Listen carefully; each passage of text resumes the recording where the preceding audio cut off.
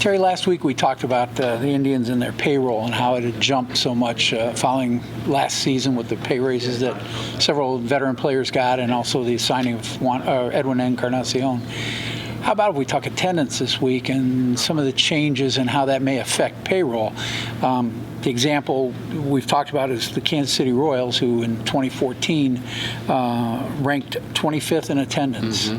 And they go to the World Series, they come back the next year, and they rank 10th in attendance. That'll be the interesting test. I mean, one of the things we heard from fans was, even though the Indians are winning, they won't keep their players, they won't pay, and so on. Well, the key players are all wrapped up for a couple of years, and you add Encarnacion. The payroll's now going to be $135 million. That's going to be right in the middle of the pack. Right. So you have what you would say Major League payroll, team coming back from the World Series.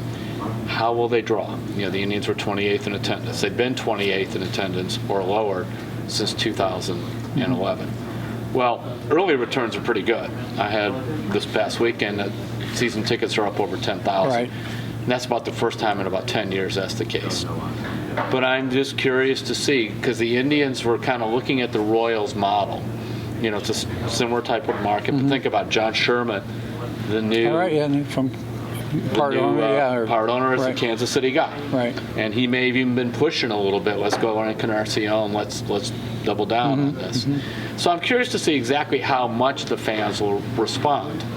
Now remember, there's two numbers when it comes to looking at how the team is. There's one number we see and one number we don't see. What's the number we see?